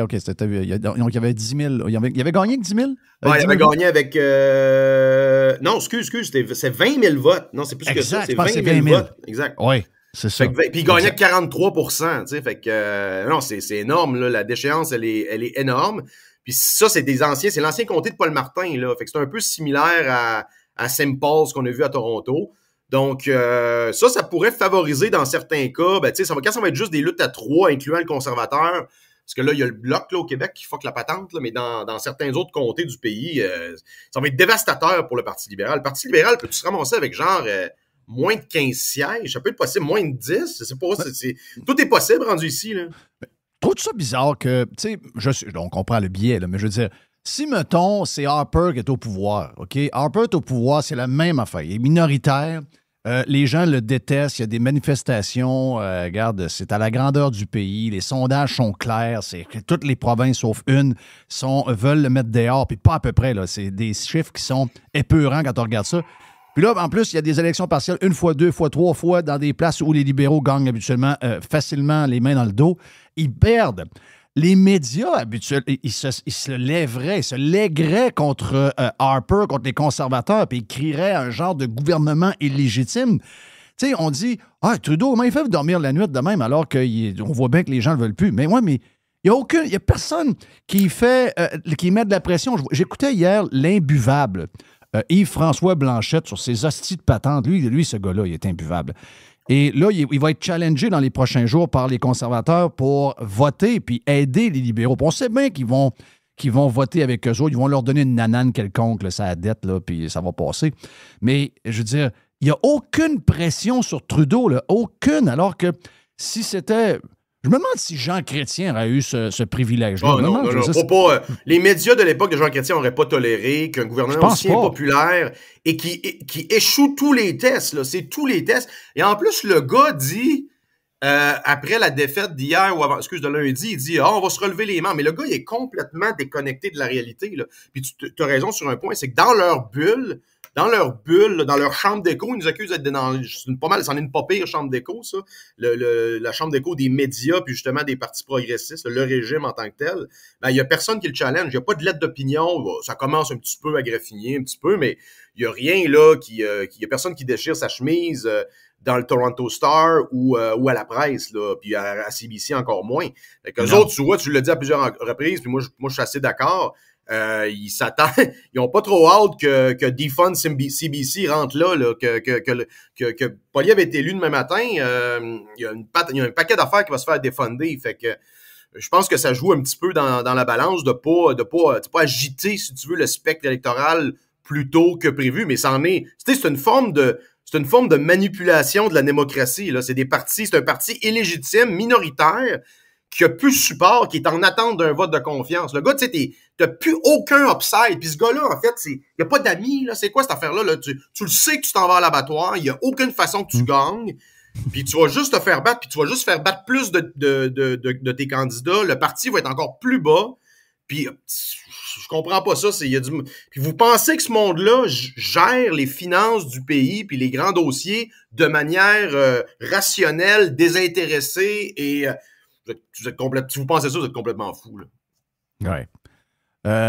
Est-ce que tu penses que les Québécois, dans les prochains mois, vont réanalyser leur patente? C'est-à-dire, parce que moi, j'avais le feeling, je sais là, que le choix dans ce coin-là, ben, c'est pas bon. On n'est pas à Bécomo, là, quand tu es à Verdun-la-Salle. Je comprends que c'est pas un bon laboratoire, là. Mais tu sais, dans le fond de moi, je pense que l'appui au bloc est moins solide qu'on pense. Dans les sondages, c'est là. Mais je veux dire, je pense que dans la gang, il y a peut-être le tiers ou peut-être la moitié que ça ne prendrait pas une grosse poussée pour qu'ils aillent voter pour Poilievre. Est-ce que tu penses qu'il y a quelque chose qui... Il y en a beaucoup là-dedans, je pense, c'est un vote qui est un peu parqué dans le sens où ils se sont fait dire des... Tu sais, d'ailleurs, je l'ai vu, là. J'étais avec un ami, puis il y avait comme des membres de sa famille, puis à un moment donné, ouais, je vais voter contre Trudeau pour me débarrasser de Trudeau, mais là, Poilievre, il a pas l'air d'aimer le Québec. Là, on dit, ben, comment ça vient de où, cette affaire-là? Là, il n'y a comme pas d'explication d'où que ça vient, hein. Tu sais, c'est toujours, non, j'ai entendu ça. Fait qu'on sait bien que ça vient des médias, des chroniqueurs, etc. Fait que ça l'installe. Puis j'ai entendu ça de gens, relativement de droite aussi, qui ont quand même bu le Kool-Aid des gens de droite modérés, comme quoi Poilievre, c'est un genre de menace là, à l'économie canadienne, un populiste, alors que, tu sais, défend à peu près tous les enjeux qui sont importants pour eux autres. Donc, il y a ça, mais à partir du moment... Ça, généralement, ça change en campagne, là. Ça change en campagne parce que tu le vois débattre, tu vois, bon, ben, t'as peu, finalement, le gars, il est pas extrémiste, il y a pas des... Au contraire, défend très bien des enjeux qui sont d'actualité. Donc, moi, je pense effectivement que le bloc est plus bas. Puis dans le reste de l'île de Montréal, ça va être intéressant parce que l'Ouest, il n'y aura pas le facteur du bloc, là. Fait qu'on rajoute cette division-là dans, mettons, Mont-Royal, il y en a un autre, là, dans le coin de DDO, puis tout ça, là. Ça, c'est des coins que je pense que les conservateurs pourraient gagner. Même chose à Laval, là. Le bloc à Laval, ben, il va être, je pense, un petit peu moins fort. Donc, ça devrait être intéressant, là. Si on se ramasse avec des sièges sur l'île de Montréal, écoute, ça regarde pas bien pour les libéraux, là. Mais il n'y avait pas un establishment dans le Parti libéral qui était fort, là. On pensait ça de celui du Québec aussi, puis finalement, on s'est rendu compte qu'ils ont tous sacré le camp, j'imagine. Mais au fédéral, je pensais qu'il y avait les Bronfman derrière ça. Je pensais qu'il y avait des grandes familles, des grandes richesses. Tu sais, qu'elle allait mettre de la pression. Puis hier, j'écoutais Champagne, là, le genre de... Certains le voient comme étant peut-être un genre de dauphin, là, mais le gars de Shawinigan. Puis le gars, il dit... Oh, non, ça ne change rien pour nous autres. C'est sûr, on a perdu, mais c'est serré. Puis finalement, on regarde ça, là. Tu sais, on est avec Justin, on est derrière lui. Puis en passant, les Canadiens, ils n'ont pas besoin d'avoir des élections. S'il y a des élections le matin, ça va les rendre anxieux, puis ils ne veulent pas être anxieux en ce moment. Ils veulent que ça continue de même, là. Ça veut dire de quoi? Ils sont fuckés, là. Ils sont fuckés raides. Ça, c'est vraiment du gaslighting incroyable. Au contraire, tu regardes il y a quelque chose comme 46, t'as des sondages des conservateurs nationaux à presque 45%, là. Voyons donc. C'est jamais vu, là. Il y aurait probablement 235 sièges demain matin, là. Fait que, c'est quand même... ça, encore une fois, ça n'est une manipulation. Ça n'est une désinformation parce que ça reflète pas ce que dit le terrain. Puis pourquoi tu penses qu'ils ferment les commentaires sur X puis qu'ils modèrent les commentaires sur Facebook? Parce qu'ils savent que le monde est en crise. Ils savent que le monde est en crise puis qu'ils veulent changer ce régime-là au plus sacrant. Ils savent. Puis c'est drôle, effectivement, parce que je pense pas qu'un score de Trudeau comme ça, dans un ancien parti libéral, ça, c'est quelque chose qui serait possible. Il y a du monde qui se serait levé. On a vraiment une époque politique où les anciens partis, même le Parti libéral du Québec, tu regardes les candidats, les signifiants qui se présentent là, et puis là, ils veulent mettre Rodriguez. Pensez, le gars, t'es le lieutenant du politicien qui va se faire laver partout au pays, puis t'envoies ton lieutenant québécois pour reprendre le parti national québécois, les libéraux nationaux québécois. Donc, c'est quoi votre calcul là-dedans, bande d'innocents, là? Le gars, il arrive, il traîne tout le boulet de Trudeau avec lui. Là, il va se faire élire où? Il va avoir comme 5 comtés, 6 comtés à Montréal. C'est quoi cette affaire-là? Ben oui. Ben oui. C'est du monde qui savent. Ça dépend. Il n'y a pas un... Comme tu dis, là, tu sais, l'ajoute, toutes ces astuces de niaiseries-là, puis ces panélistes. C'est toute la même affaire, il n'y a personne qui soulève ça, là. Ça a l'air de... Ce qu'on dit là, c'est un complot de Radio Pirate, là. C'est quelque chose qui est sur les blogs de l'extrême droite. Je pense qu'il n'y a pas de... Ça semble pas faire son chemin dans les médias traditionnels. Exact. Plus de Joe Hamel dans la version Prime. Joe est en feu. Joe est en feu. Joe est en feu. Et est en feu pour les prochaines minutes aussi, si vous voulez. Et n'oubliez pas, vous avez une version gratis de 1 semaine, si ça vous tente de vous joindre à nous. Allez sur radiopirate.com, tiens.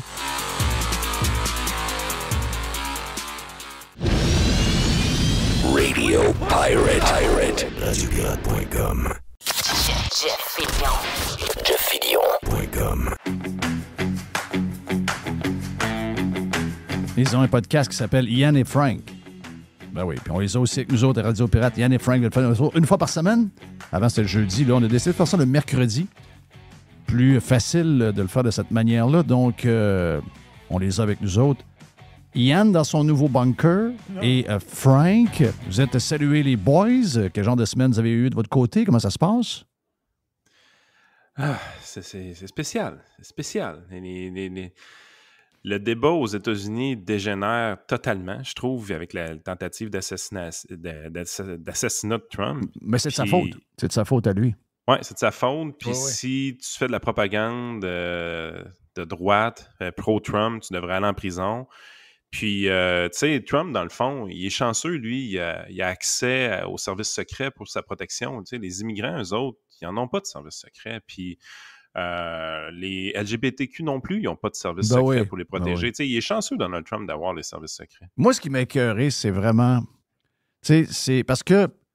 C'est drôle, j'en ai parlé en ouverture, je pense, avec Jerry, c'est aujourd'hui que j'en ai parlé, ou hier, je viens mêler, on en fait beaucoup, mais c'est de voir le comportement, tu sais, d'une classe qui est supposément supérieure. Tu sais, que des gens, des fois, s'emportent sur les réseaux sociaux, n'importe quoi, ça peut arriver, mais eux autres sont là-dedans tous les jours. Donc, eux autres, ils savent les conséquences que ça peut avoir. Si jamais Trump se fait tirer, une troisième fois, demain matin, il se fait tirer, bang, il est mort.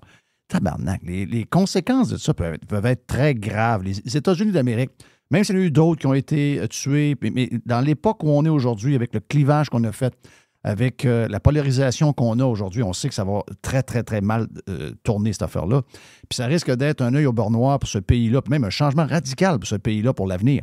Donc, c'est très, très, très imprudent de jouer sur les braises dans lesquelles il se promène en ce moment. Et Christophe, il ne baisse pas d'un degré. Tu sais, j'écoute la madame à la Maison-Blanche avec le gars de Fox. On a tous vu cette vidéo-là, là.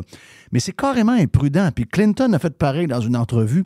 Il continue, il menace pour la démocratie, etc., etc. Voyons, Christophe, de quoi on parle? On a l'impression qu'ils veulent continuer de rentrer dans la tête de certains écervelés, puis il y en a des deux bords, que ce gars-là doit être couché. Ce gars-là doit être tiré. Je veux dire, c'est imprudent à mort. Mais même questionner, elle a viré ça de bord en disant « c'est ta question qui est dangereuse ». Donc, pour eux autres, c'est juste les gens de droite qui sont dangereuses. Eux autres sont toujours parfaits. Moi, ça me crisse la trouille.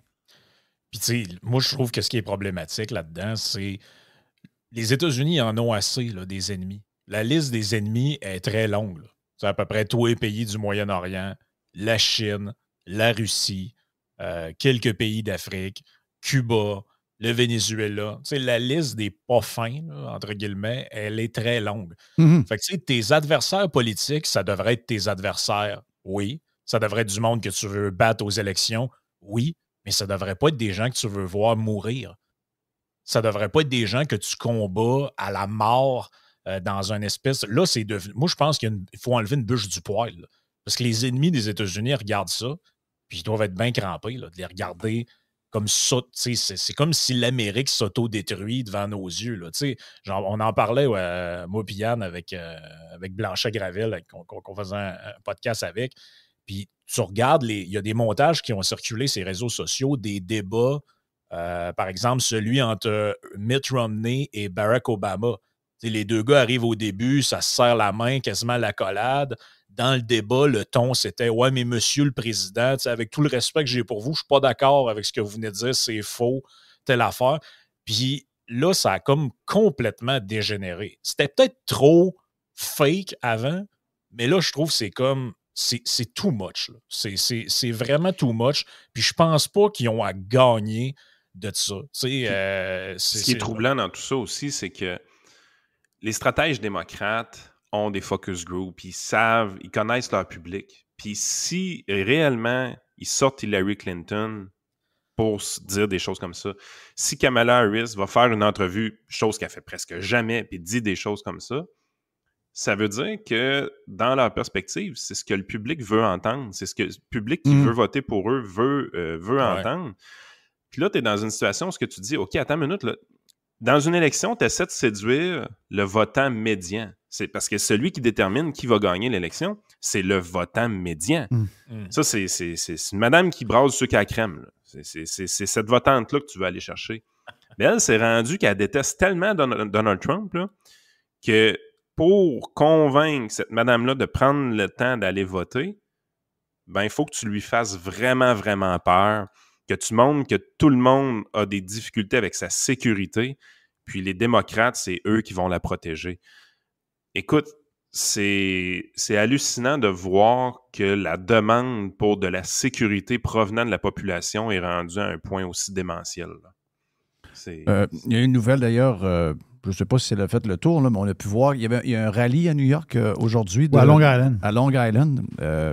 Et ils ont trouvé une voiture près du rallye, là, près du rallye, donc près des gens, puis du stage, tout ça, une voiture qui allait se parquer là et qui était bourrée d'explosifs.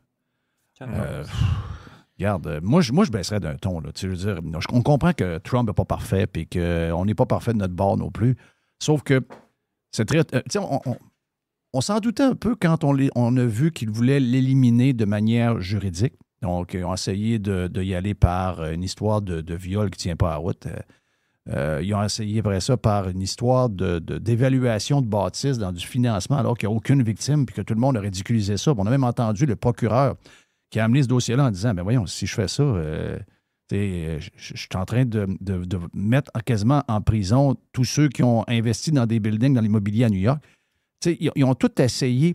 Et je me rappelle avoir entendu, je ne me rappelle pas qui avait dit ça. Je me demande c'est Tucker Carlson qui avait dit ça. Il avait dit, le jour où ils vont faire le tour de toutes les patentes juridiques puis qu'ils ne sont pas capables de le mettre à genoux, puis qu'il va se présenter à l'élection, le seul recours qu'ils auront, c'est de le tirer. Puis je me disais, quand j'ai entendu ça de Tucker Carlson, j'ai trouvé ça très imprudent. Ouais. J'ai trouvé ça quasiment too much. Parce que je me disais, voyons, c'est de la folie. C'est pas ce qui va arriver. Ils vont, mais Christy, on est là. Mm-hmm. On est là. Puis moi, je trouve qu'on joue avec une genre de patente qui bouille, une marmite qui bouille. Et que si jamais ça, on se rend là, je ne sais pas qu'est-ce qui va nous arriver. Les pays occidentaux, les États-Unis d'Amérique, on par la bande, on est là aussi, on est à côté. Je ne sais pas ce qui va arriver si jamais tu l'as vu, Jeff, quand il y a eu les cérémonies pour le 11 septembre. Là. Il y a quelques jours de ça à peine.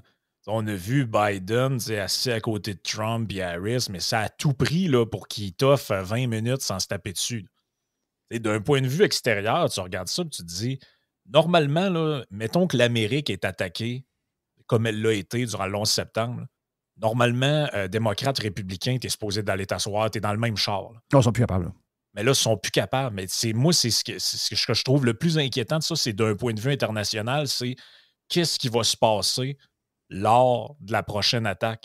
Si c'est Trump ou un républicain qui est au pouvoir, les démocrates vont prendre du bord des ennemis de l'Amérique et vice-versa, tellement ils sont rendus haineux mutuellement du camp adverse. Ça n'a pas de sens, ça. Là. Si vous allez voir les courbes de confiance puis les courbes de satisfaction qu'il y avait de chacun des présidents, là, lors du 11 septembre 2001, là, George W. Bush, je pense qu'il est monté à comme 80% de taux de satisfaction. Je pense que ces chiffres-là sont impossibles aujourd'hui. Oui, je trouve ça, pour vrai, c'est inquiétant. Nonobstant des idées, là, mettez qui vous voulez. RFK, même qu'il ne soit pas républicain ou démocrate, on s'en fout. Là. Moi, je parle de l'unité face à l'adversaire ou l'ennemi.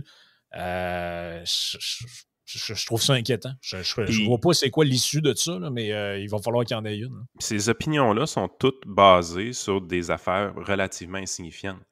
Je veux dire, on n'arrête pas de dire que Donald Trump, c'est un dictateur en puissance parce qu'à un moment donné, dans une phrase, il a dit qu'il allait être dictateur d'un jour pour tel projet. C'est insignifiant. Il n'y a pas de réel désir d'être dictateur dans son cas. C'est une figure de style, mais on fait peur au monde avec ça. Toute la rhétorique sur projet 2025, à un moment donné, tu es là, tu te dis arrêtez, ça ne vient pas de lui, sacrément. C'est la mauvaise opinion des gens. L'auteur lui-même, l'auteur, le lead auteur, il était à CNN, je pense, la semaine passée, il dit j'ai déjà travaillé dans l'équipe de Trump, mais Trump n'est pas au courant de ce qu'on a fait. Regarde, que vous aimiez ou vous n'aimez pas, je veux juste vous dire qu'il ne l'a même pas lu au complet. Il n'a même pas voulu le lire, il n'a pas eu être influencé par ça. Donc, ils ont même été le débunker, eux autres même, à CNN. Et ils continuent de raconter la même histoire sur le projet 2025. Non, exactement. Puis, fait que tu es vraiment dans une situation où est-ce que présentement, une grande partie de la population a peur de Donald Trump, pour vrai. Là. Ils ont réellement peur de lui. Ils n'aiment pas nécessairement Kamala Harris, mais ils vont aller voter pour elle parce que Kamala va les protéger contre le méchant Donald. Mais tout ça est basé sur des mensonges éhontés et c'est véhiculé, répété. Puis après ça, tu ouvres les médias québécois, puis tu vois ces mêmes mensonges-là, mais vraiment là, avec une analyse complètement absurde, puis tu dis « Hey, ça va ».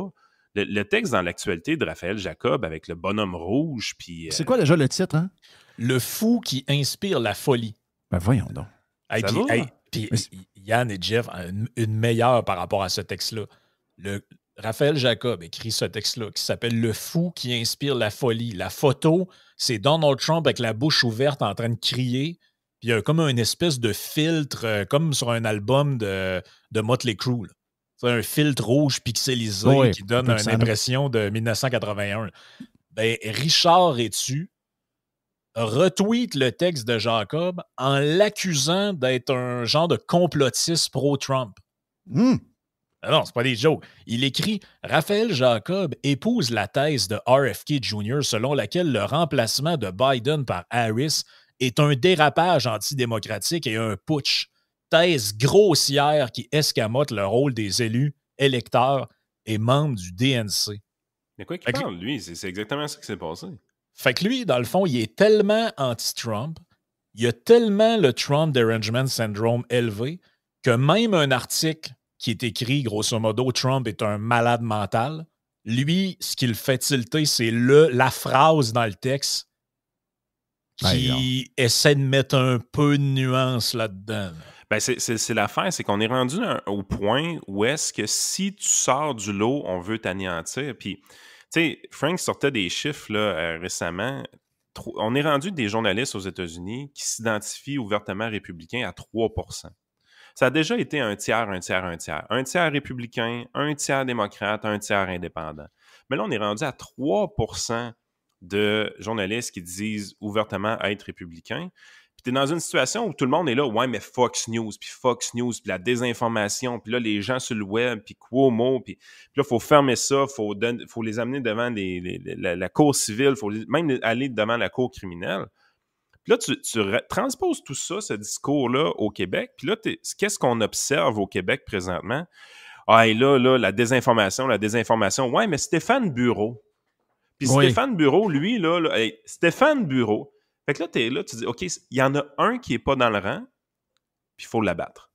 Hey, tu m'aurais dit ça il y a 5 ans. Un jour, ils vont essayer de démolir Stéphane Bureau. J'aurais dit, mais voyons, ça arrivera jamais. Il y a 5 ans, il y avait son show à Radio-Canada. Ben oui, mais ça prend juste ça pour excommunier quelqu'un. Ça prend juste quelqu'un qui challenge toutes les mêmes idées qui sont partagées par plein de têtes différentes, mais qui disent toutes la même affaire. Ça prend juste ça. Il est tout seul. Tout seul. Il est tout seul. Oui, puis oubliez pas que le gars n'est jamais arrivé en disant « Bon, on va mettre les cartes sur table tout de suite. Moi, je suis pro-Trump. Si j'étais aux États-Unis, je serais républicain. » Le gars fait juste dire « Attendez, c'est pas tout à fait ce que vous dites. » Puis essaye juste d'être...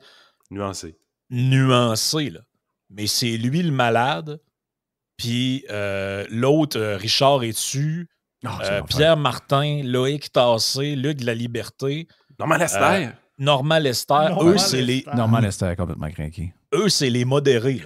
Oh oui. Ça écrit des textes. Peux-tu rajouter parce que Jerry m'a pitché, je veux jamais le lire, là, mais Jerry m'a pitché un texte dans la presse aujourd'hui du maire Labaume, qui est à la même place, là, les mêmes histoires. Dans leur tête, les gens qui votent Poilievre, qui votent Éric Duhaime, qui votent Trump, c'est toutes des hosties de cave. C'est juste ça, le patente. La base, c'est juste ça. Là. Mais comment tu peux... Mais OK, j'essaie de me mettre dans leur tête.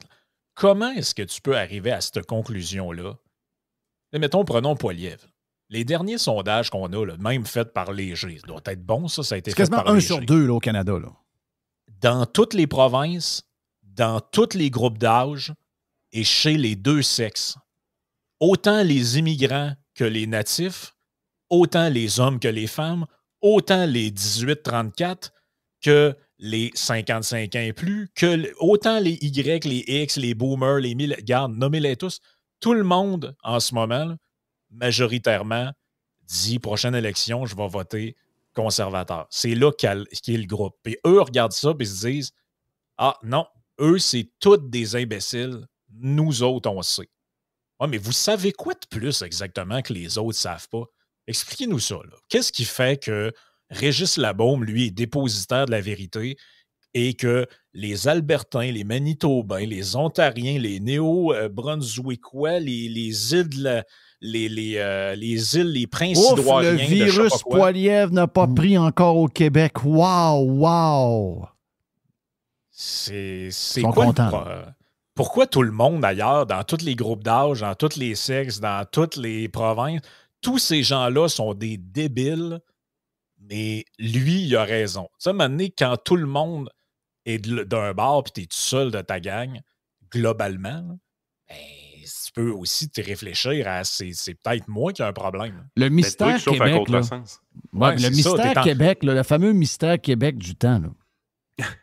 Bon, pourquoi il ne pose pas la question sur le mystère du Québec? C'est quand même un mystère, là. C'est quand même mystérieux comme résultat. Tu regardes ça, tu dis ouais, mais toi, on est particulier, on a notre propre parti. Ouais, mais c'est pas parti, c'est pas vrai. Là. Il est toujours avec l'autre. Il y a pas de. C'est pas le parti de Lucien Bouchard, ça n'a rien à voir. Oubliez ça. Là. Il y a un mystère au Québec. Personne ne veut savoir c'est quoi qu'il y a derrière ce mystère-là. Là. Il y a quelque chose.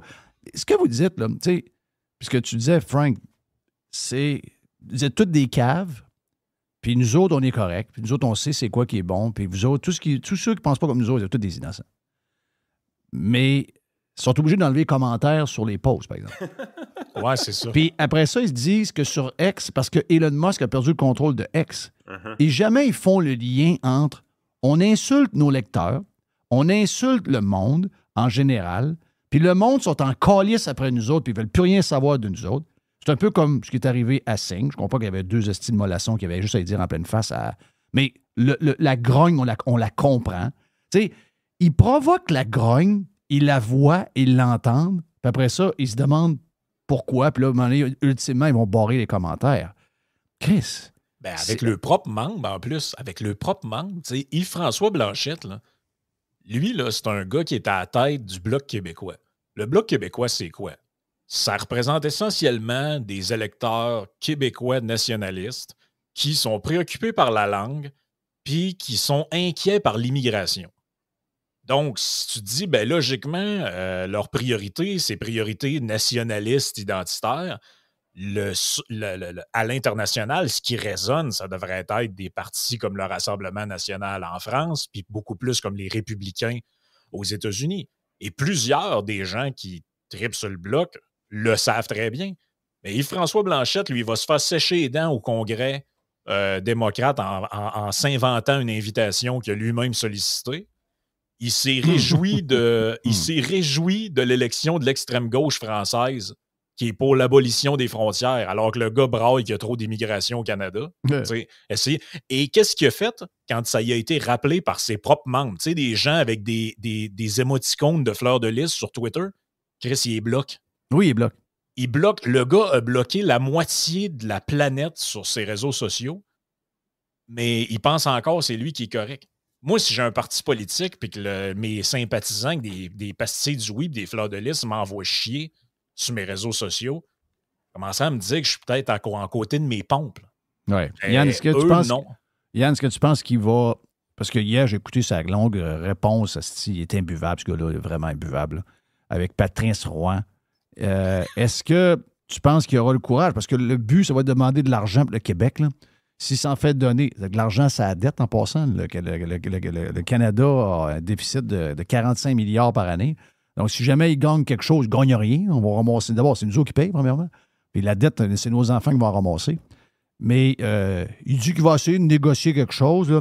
On s'entend qu'il n'aura jamais le courage, même s'il disait non de renverser le gouvernement. Il ne fera pas ça. Là. C'est clair qu'il n'y aura pas ce courage-là. Là. Écoute, les journalistes du Québec, surtout ceux de Radio-Canada, vont lui en vouloir ad vitam aeternam s'il renverse le gouvernement. Oui. Présentement, là, l'entité politique la plus intense pour ne pas avoir d'élection, c'est Radio-Canada. Radio-Canada, ils savent pertinemment que la journée que cette élection-là a lieu, la journée que Pierre Poilievre rentre au pouvoir, leur budget se fait couper dramatiquement. Ils sont au courant. Puis Radio-Canada va tout faire pour retarder cette élection-là le plus loin possible dans le temps, va tout faire pour augmenter le salaire avant, va tout faire pour se donner des bonnies avant, parce qu'ils savent qu'ils vont passer au bat, rien qu'en masse. Puis ils vont tout faire aussi pour se faire nommer à des postes importants. Il reste beaucoup de sénateurs à nommer au niveau de Justin Trudeau. Il reste beaucoup de postes à l'étranger à aller chercher dans les ambassades, tout ça. Les gens chez Radio-Canada ont besoin du 12 prochains mois pour placer le pion comme du monde parce qu'ils savent qu'ils vont se faire couper. Fait que si François Blanchet arrive et déclenche une élection, je veux dire, ça fuck le chien à tout le monde. Fait que ça n'arrivera pas. Moi, j'y crois pas. Je suis persuadé que la pression journalistique sur le Bloc québécois pour maintenir Trudeau en place est extrêmement élevée. Parce que du côté de Radio-Canada, c'est une catastrophe la journée que Poilievre rentre au gouvernement. Ben ça, puis d'après moi, pour rajouter à ce que Yann vient de dire, ce qu'ils avoueront jamais, c'est que le Bloc il a besoin des libéraux pour faire mousser le sentiment indépendantiste des Québécois. Avec les conservateurs, ça risque de s'éteindre assez rapidement parce que Poilievre, il ne va pas essayer d'embarquer dans les champs de compétences des provinces. Les histoires d'aller contester la loi 21-96, il n'y en a rien à cirer. Il va y avoir bien d'autres affaires à fouetter que ça. Et regardez ce qui s'est passé avec le Bloc sous l'ère Harper. C'est là qu'il a failli disparaître puis qu'on a assisté à la renaissance du NPD, même de la vague orange au Québec. Et ça, je pense qu'ils le savent très bien. Je veux dire, même des gens, même moi, là, des fois, je me lève le matin et je dis on devrait crisser notre camp de ce pays-là parce que je suis plus capable de Trudeau. Et ça, ils le savent. Là. Le sentiment comme hostile au reste du Canada que les Québécois ont, il est alimenté par les politiques de Justin Trudeau. Et ce qui est le plus drôle, c'est que quand tu regardes ce que Blanchet a dit, il a dit on va essayer de négocier avec les libéraux puis on verra à la pièce. Tout ce qu'il demande, c'est des affaires que les conservateurs vont faire ou pourraient lui donner sans aucune négociation. Il disait, on va essayer de... il disait, on va demander à Trudeau, premièrement, qu'il sortir des champs de compétences des provinces en santé. Ces trucs-là, les conservateurs le feraient naturellement. Même pas besoin de lui demander. Ils vont se tasser eux-mêmes. Poilievre, il n'ira pas niaiser dans la santé puis les agences santé. Puis tout. Et ça, c'est des trucs de libéraux puis d'NPD. Après ça, son autre affaire, c'était l'immigration. Je veux dire à Trudeau, là, l'immigration, il faut baisser ça et tout ça. D'après moi, tu as plus de chances de trouver quelqu'un de parlable avec Poilievre là-dessus qu'avec Trudeau. Là. Trudeau, c'est une religion pour lui. Là. Voilà pour le bout sur Radio Pirate de Yann et Frank avec les boys de Radio Pirate. Mais on en a plus sur la version Prime de RP. Yeah! Every hour. Juste du bon stock. Radio.